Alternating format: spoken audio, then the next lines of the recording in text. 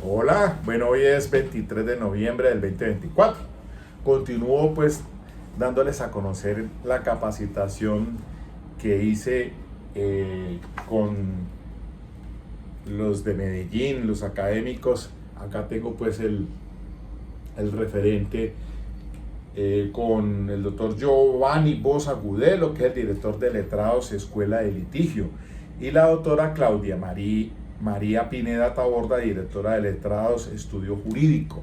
Esto fue pues una cohorte, taller de perfeccionamiento en interrogatorio y contrainterrogatorio, cohorte 2, Medellín, del 21 al 25, pero fue a través pues de online, ¿no? Entonces, por allí me preguntan de Panamá, yo les hago el reenvío, y a los que estén interesados, pues que se pongan en contacto con la página de ellos. Creo que tienen WhatsApp, por Facebook. Bueno, ahí pueden ustedes, por los medios, las redes sociales, pueden entrar en contacto. Yo creo que ya será, la capacitación continuará para el año entrante. En esta ocasión entonces estoy dándoles a conocer la sesión del 21 de octubre del doctor Andrés Arteaga. Pero alístense, porque también voy a ponerles al tanto de la intervención del doctor Andrés Felipe Jaramillo, también excelente. Eso fue el día 22 de octubre. Después el 24 de octubre fue el doctor Juan Sebastián Duque Posada. Y pues ya no se pudo hacer en esa semana con el doctor Sebastián Gómez Villegas, y la hizo entonces el martes 29 de octubre. Bueno, esto concretamente ha sido muy sustancioso, porque la verdad es que le saqué pues la utilidad que necesitamos para actualizarnos más en el tema tan complejo pues que es el del cruzado, el cross examination, que es vital, que es fundamental, y creo que los gringos nos llevan pues años luces en esto, y los europeos, porque pues la verdad es que un caso puede llevar a tener éxito en la preparación de su teoría del caso, y que la pueda presentar. Ahora, si no es así, si no tienes una teoría del caso, que no es obligatorio para la defensa, pues de todas maneras, para eso entonces todas estas capacitaciones en domática penal, en jurisprudencia, en la doctrina, bueno, todo eso nos ha de servir en algo para que cuando lleguemos a un juicio podamos entonces dar la pelea jurídica y pues minimizar para obtener pues unos resultados positivos en su labor de litigio. Bueno, como este formato es apenas de 30 minutos, un poquito más, voy entonces a ir al punto, al grano. Yo ayer pues ya ustedes vieron el tema que se manejó, pues entonces con el doctor Andrés Arteaga, ahí ya está en el aire, ya lo subí, y pues les presenté este catálogo aquí vuelvo otra vez y se los enseño, porque se habló de 3 clases de testigos, ¿no? El común, el perito y el experto, y ahí está la jurisprudencia. Y entonces también tratamos el tema de la impugnación de credibilidad, y que entonces lo que les dije allí, que los jueces a nivel nacional acá en Colombia, unos tienen una posición, otros tienen otra, que entonces si se hace la impugnación de credibilidad de ese testigo, y entonces que si se permite que se ingrese pues el documento o la base de donde quedó esa contradicción, o sea, la entrevista, el informe, etcétera. Pero que entonces que algunos dicen que sí, que lo han permitido, que se solicite, que para que quede allí. Pero el docente, el doctor Andrés Arteaga, pues hace énfasis de que por lo menos debe quedar la parte fragmentada de la contradicción. O sea, no todo el documento, pero sí la parte que se cita, para que quede allí, y lo evalúe entonces el juez a la hora de tomar entonces una decisión. Ahora entonces les voy a poner aquí en el audio y el video sobre los de pólvora, etcétera. Hablamos de que sean. Quedó hasta allí, hasta ahí quedamos en que cómo es el tema de la evidencia real, física, material y tangible. Entonces, bueno, aquí lo voy a presentar. Desde lo que son evidencias como tal, real, física, material, tangible. Lo que es el tema de la demostrativa, ilustrativa y derivada propiamente contemplada en el artículo 423 del Código de Procedimiento Penal, entonces se establece lo siguiente. Esta clase de evidencia suele utilizarse para brindar detalles sobre la operación técnica, científica, física, matemática, informática, etc. Es aquella también que se aporta o que aporta información de utilidad para establecer, ilustrar, informar o declarar lo que son los hechos y que permite ver algunos aspectos o circunstancias de los mismos a través del testimonio de una persona. Y aquí como tal entonces, frente a la demostrativa, ilustrativa, derivada, hablamos de que también se encuentran lo que son fotos, películas, videos, croquis, modelos, mapas, dibujos, animaciones, el tema de material de apoyo, maniquís, etcétera, y se tienen acá entonces en esta situación presentes al respecto de estas evidencias demostrativas, ilustrativas y derivadas. Las reglas que se tienen, precisamente reglas técnicas para refrescar memoria en el uso de documentos. Lo primero es que se deben sentar las bases probatorias en el trámite para refrescar memoria. Demostrar que el uso de las declaraciones o entrevistas anteriores resulta legítimo en cuanto necesario para los fines previstos. Artículo 391, 393 y 403 del Código de Procedimiento Penal. Hay como tal, tengo algunas radicaciones, pues si quieren, igual les va a pasar las diapositivas para que las podamos consultar, si quieren en su momento. Esto que es el radicado 43.916 y este el radicado 60.917, 15 de julio del 2022 y esta de 2022 también se tiene al respecto. Las reglas técnicas para refrescar memoria con el uso de documento. Número 1, el testigo debe estar disponible para declarar en el juicio, no solo físicamente, esto es, con su presencia diligencia, sino también funcionalmente. Cuando hablamos de eso, hablamos de las condiciones de servir o ejercer efectivamente como medio de prueba. Y el testigo responde a lo que son las preguntas formuladas, es amigable con el interrogador, al menos en las líneas de preguntas propuestas, responde correctamente según lo que les consta la versión de los hechos, pero en algunas respuestas como tal no responde completamente y deja márgenes para algunos datos específicos de importancia para el interrogador, y entonces ahí es cuando ese testigo que deja ese margen abierto, ese testigo que olvida, ese testigo que omite algunos datos importantes que son esenciales, que son fundamentales para nutrir una teoría del caso de quien la pregunta, entonces en ese caso es donde se debe demostrar una situación de revelación de olvido, ¿cierto? Y entonces es necesario que esa duda o esa falta de memoria sobre esos puntos específicos, pues propiamente se puedan repetir. Y es fundamental entonces que se tengan que auscultar e interrogar sobre estas situaciones. Se debe entonces, a partir de eso, o regla número 1 de esa técnica para refrescar memoria,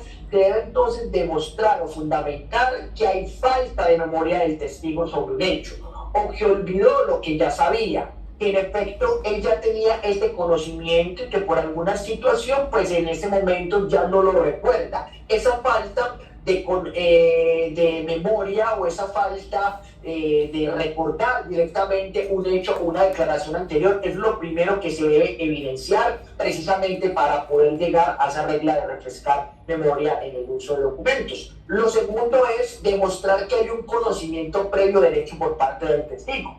Y esto quiere decir que ese aspecto lo sabía, pero que ahora lo olvidó por alguna circunstancia que entonces que debe quedar clara y denotada en el momento que se está haciendo la práctica de ese testimonio como tal.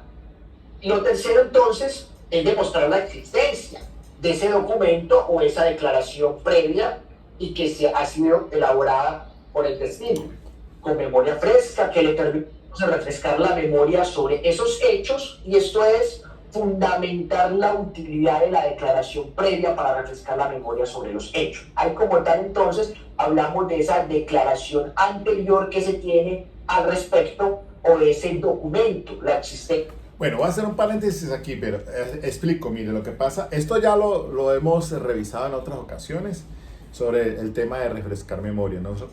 Con las entrevistas que toma la Fiscalía del 347 del Código de Procedimiento Penal son para potencialmente testigos que van a ir a juicio oral. Entonces, la Fiscalía sí o sí lo hace, eso sí es un imperativo que tiene porque, pues básicamente, cuando está en juicio oral puede hacer que ese testigo se le olvide algún dato, entonces tiene que utilizar ese documento para refrescar memoria y también para impugnar la credibilidad. Muchas veces el testigo se conoce como el testigo adjunto cuando el testigo se vuelve hostil, cuando el testigo, por ejemplo, se echa para atrás.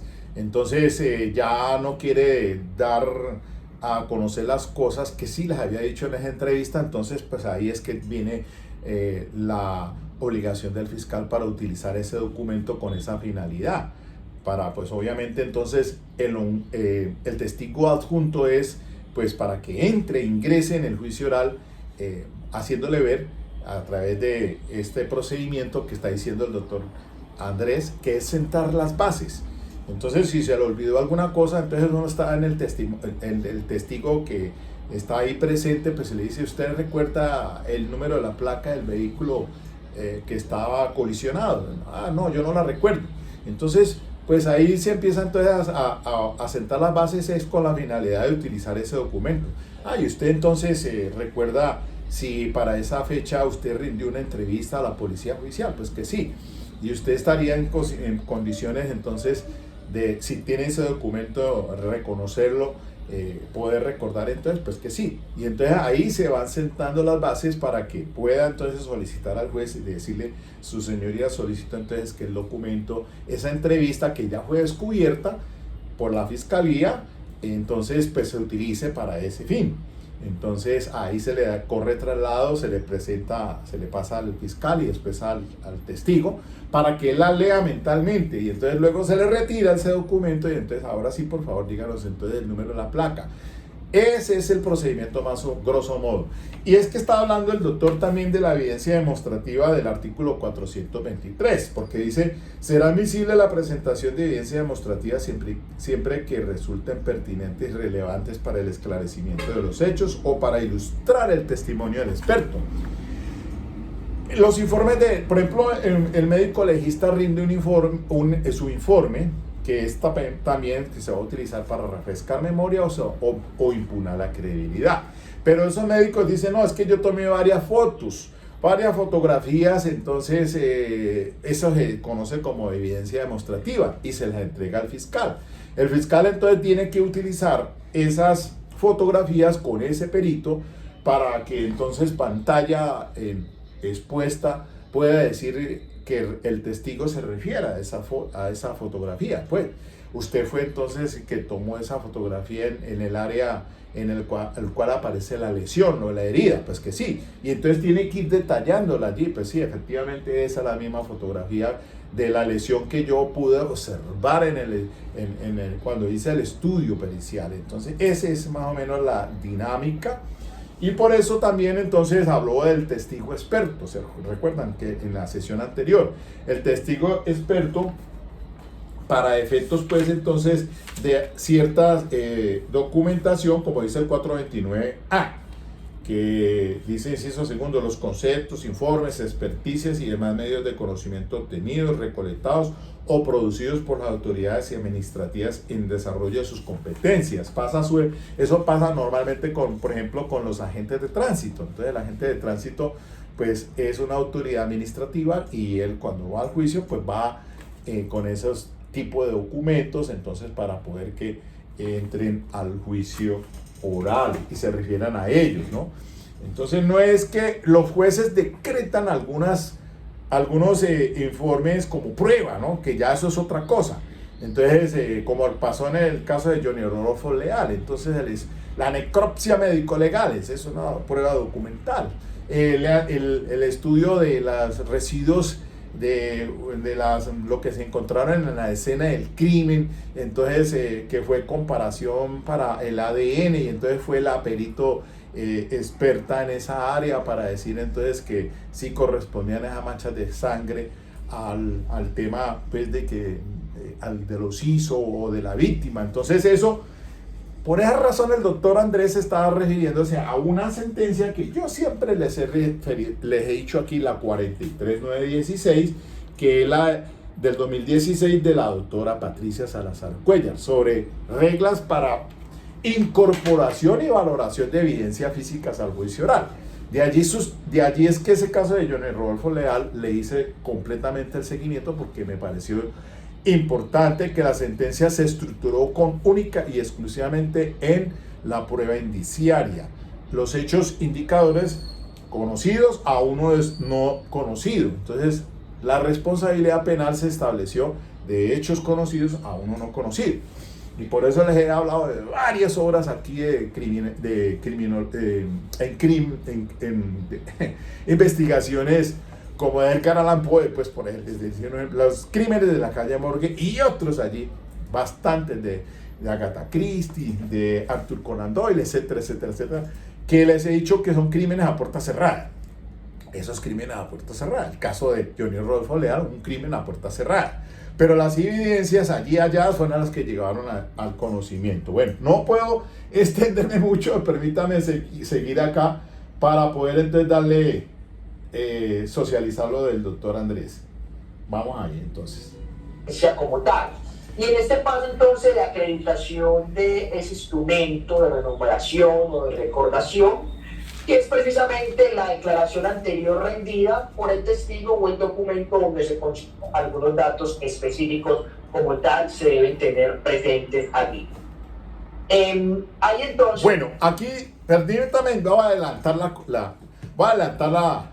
cuestión, porque voy a llegar a un punto muy importante, que es el de, lo dice el doctor Jonathan, aquí interviene, y pasa muchas veces que esos cruciales cuando llega el policía judicial. El policía judicial lo sienta al fiscal y ese ahí mismo explica, habla, complementa, a veces hasta agrega, bueno, etcétera, etcétera.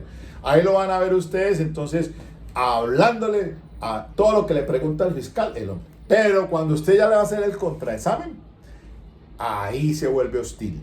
Ahí se vuelve ese testigo que, mejor dicho, que hay que cogerle con tirabuzones a sacarle para las respuestas. Pues a esa hay técnica para eso, entonces, que tenemos que aprender para poder, entonces, venga para acá un momentico, hermano, porque yo necesito que usted me diga esto y esto y esto en el contraexamen. Entonces allí, por eso es que se surgió una discusión importante, y me voy a ir a ese punto para que lo escuchen, porque el doctor Jonathan Morán, creo que es habló sobre esto, preguntó sobre esto. Vamos a adelantarme un poquito.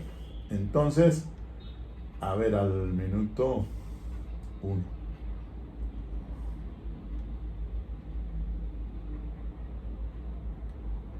Vamos por acá. Anteriores, o por lo menos recuerde la existencia de ese elemento que anteriormente se pudo haber referido al respecto. Doctor, ¿sí? Pero cambiémosla. No es mi testigo, estoy en el contra. ¿Sí? Y quiero refrescar la memoria sobre un hecho que me parece trascendental, no impugnar creer. A ver, espera un momentico. Lo que pasa es que estaban hablando, el doctor Andrés Ortega dice, no, es que el testigo que yo llevo, listo. Pero ese que yo voy a llevar ya lo tengo preparado. Y tengo entonces esa entrevista que le tomé y que la descubrí a la fiscalía también, porque entonces yo lo necesito para refrescar memoria. Pero entonces se le olvida ese testigo allá. Pero bueno, listo, yo lo tengo allí. Pero yo sé que este testigo mío, pues va a hablar lo que yo necesito, porque lo he preparado para esa finalidad. Él está ya advertido para que él vaya ya a juicio oral. Entonces, yo puedo haberlo tomado esa entrevista también y descubierto y para que el fiscal haga el contraexamen.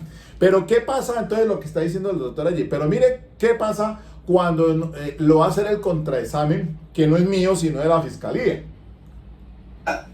Sin no refrescar memoria sobre un dicho que me mencionó en una entrevista anterior. Pero lo que hace es que dice, no dice que no lo recuerdo, que sería la técnica o la introducción para poder refrescar memoria, si es que no realizó, digamos, dicha entrevista. ¿Sí me hago entender? Ahí es claro lo que usted me está diciendo. ¿Sí? Ahí es claro lo que usted me está diciendo. Ahí entonces usted lo que busca es impugnar credibilidad, precisamente pues porque el testigo como tal está hablando de una declaración que él dice que nunca dio, que no tiene existencia, y entonces usted impugna primero credibilidad y después de impugnar la credibilidad, pues si el elemento a usted le sirve para que él pueda recordar un hecho como tal, pues lo deja por sentado en ese caso. Ahí desde la estrategia pues sería absolutamente viable. ¿Qué es lo que le estoy entendiendo? Le impugno y luego recuerdo para poder traerlo y lo que me sirve. Sí, doctor. Doctor, Jonathan. Doctor, ¿me escuchan? Gracias, doctor. Doctor, el tema que se está tocando ahorita no necesariamente es con los testigos de la defensa, son con los testigos de la fiscalía, y suele pasar mucho, doctor, sobre todo con investigadores, con los policías judiciales, con los peritos de la fiscalía. A ellos les fluye cuando la fiscalía hace su trabajo, su interrogatorio, pero mire que cuando la defensa ya los aborda para hacer el contra, así se lo olvida. Ellos se tornan renuentes, se les olvida, no entienden, repítame, es decir, y es ahí donde uno dice, bueno, se torna un testigo hostil, complejo, complicado, y entonces ahí es donde uno dice, muchas veces le toca uno decirle, bueno, usted tiene problemas de memoria, o qué es lo que le sucede, pero mire, cuando uno hace eso, doctor, los jueces incluso tome tricortin para la memoria. Le llaman la atención a uno porque dicen que uno de pronto está respetando al testigo, pero es que ¿qué otro mecanismo puede uno optar, doctor, cuando ellos son hostiles, cuando son renuentes, cuando con la fiscalía les fluyó todo el interrogatorio, pero llegamos nosotros a hacer el ejercicio, simple y llanamente cambian su actitud y cambian todo, es todo. Ese es el problema con esa clase de testigos, doctor.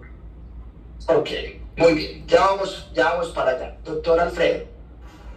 Sí, doctor, respecto a lo que dice el doctor Jonathan, si en ese caso el testigo dice, no, yo no recuerdo, entonces yo le podría decir, si yo le doy un documento, ¿usted podría recordar?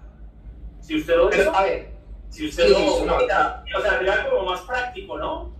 Pensaría yo. Sí, pero ¿qué es lo que pasa? El doctor Jonathan, bueno, el doctor Alfredo también, y el doctor Aguiar nos trae varias situaciones.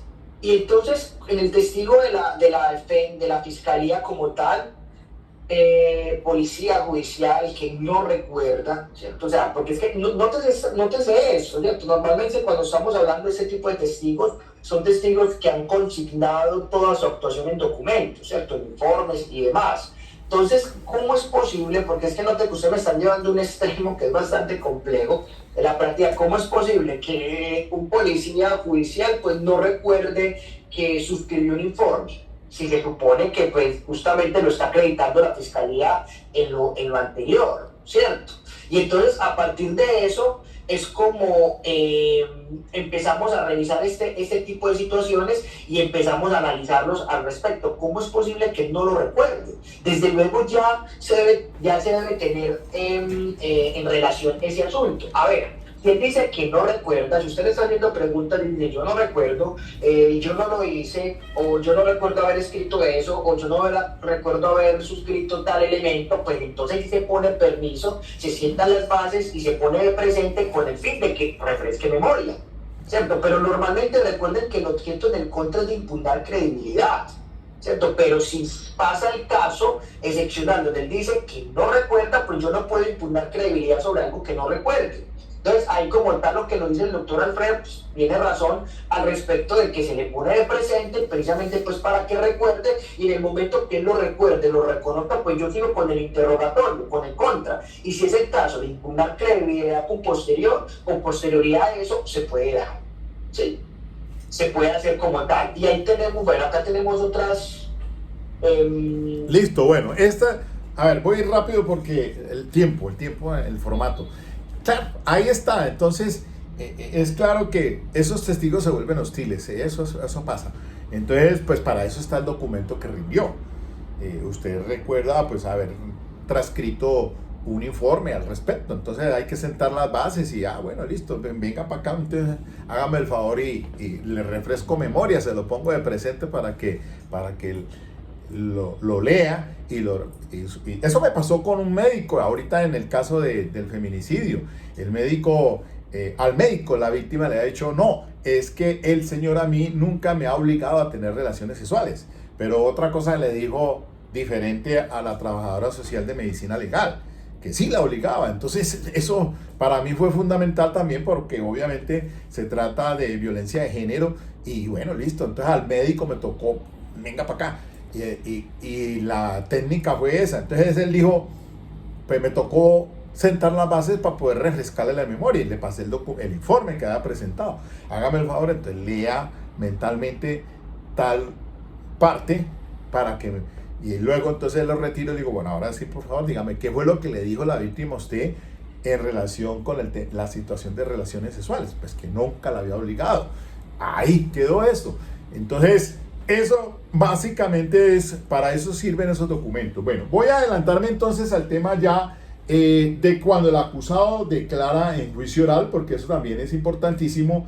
En este caso voy a precisarlo ya. Bueno, entonces me voy más adelantico porque el doctor cita una sentencia de la Corte Suprema de Justicia que es la 41198 del 2015. Esta es del doctor Eugenio Fernández Carlier. Entonces, es importante que la tengan presente cuando se va a poner a declarar al acusado. El acusado que declara que renuncia a su derecho a no autoincriminación. Entonces, él va a declarar. O sea, eso es importante y ya hay allí se han dicho pues unas reglas en relación de si esa versión que rinde el sindicado, el procesado, pues está bajo unos presupuestos importantísimos para la teoría del caso. Puede servir, como en el caso que me sucedió a mí, porque fue el último que habló en ese feminicidio. Yo necesitaba que hablara. Y también se dio una discusión aquí en relación con un acusado que se puso a preguntar. Y entonces preguntó y resultó ver más incriminado. Eso sí es completamente sui generis, salido de todo, porque pues uno como abogado, ¿qué le va a decir él puede hacer defensa material, pero no, mejor que calladito, mejor el abogado, pues obviamente que uno tiene su estrategia. Entonces, veamos a ver esta parte. Era aclarar esa partecita cuando tenemos el interrogatorio del investigador privado de la defensa con el cual pretendemos... Pues ya está escuchando una parte, ¿cierto? Y en el momento que se está diciendo de que él decide guardar silencio, pues ese silencio, bajo ninguna circunstancia, estamos todos claros, puede ser utilizado en su contra, ¿cierto? Sin embargo, pues obviamente a partir de eso ya nosotros estaríamos hablando de que no se permitió la contradicción, pero no se permite la contradicción porque él decide guardar silencio. Y frente a esa situación, pues ya le quedaría entonces al juez valorar lo que... Lo que está diciendo aquí es que el acusado renunció a su derecho de no autoincriminación y declara a las preguntas que le hacen el abogado defensor. Pero cuando ya le va a hacer el contrainterrogatorio el fiscal, dice, yo no voy a declarar, no le respondo. Entonces, ¿cómo se ve esa situación allí? ¿Qué pasaría allí? Porque entonces el fiscal no pudo ejercer su derecho a contradicción. Esa es la discusión que se generó. Pero espéreme, a ver, me lo atraso un poquito más.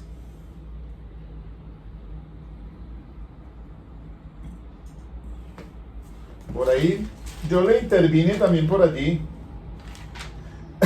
Al minuto 1:30, a ver, yo voy a poner mi intervención.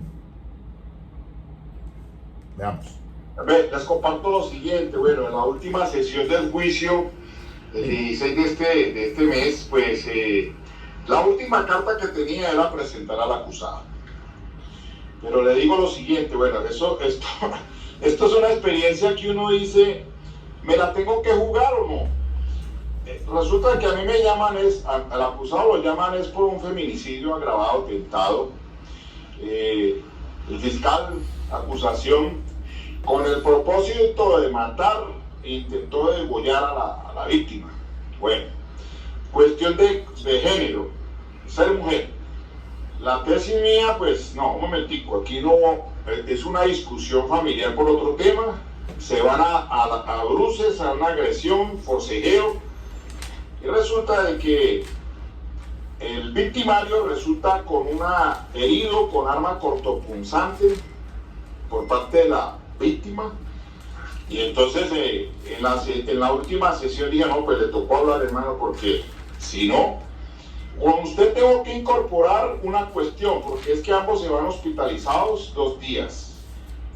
La señora sale y el hijo es el que coloca la denuncia e inicia el protocolo por el tema del feminicidio y el fiscal encausó todo por el feminicidio. A la señora le toman una entrevista renunciando pues al derecho del artículo 33 constitucional porque era su pareja. El señor también va y se interna, se hospitaliza y a los 2 días sale y el trabajador social del SUEPS y se coloque denuncia por violencia intrafamiliar. Y efectivamente eso lo sucedió. Entonces el fiscal me llevó con todo, con el tema del feminicidio, pero le digo un momentico. Con él acredité lo de la denuncia que él instauró por violencia intrafamiliar. Y es que es lo que viene allí, lo que ustedes están diciendo es muy importante porque esos policías judiciales, claro, ellos cuando le rinden el testimonio al fiscal, claro, esos están planillados y ya tienen cómo tienen que responder. Pero cuando le toca a uno con el contrainterrogatorio, ahí sí se les olvida todo. Y me pasó en este caso porque el policía judicial en el SPOA verificó el número del radicado y el señor aparece el uno por feminicidio y al tiempo le aparecía el de violencia intrafamiliar. Y me tocó sacarle esa información si se me corta me disculpan, pero para que me dijera el radicado por violencia continúe en otro. Y lo dejé así en el contrainterrogatorio sentado, porque cuando finalmente interviene él, entonces le digo, no, a usted le tocó hablar y como llevé al trabajador, miren esta sentencia, él también, él declaró, para que sepan y entonces los policías que no los llevó el fiscal, todo en relación cuando no renuncia el el acusado. fiscal no llevó 2 policías que habían ido a atender la riña, pero no los llevó, no los entrevistó, no les pareció el fiscal importante para su teoría del caso, pero yo sí lo llevé.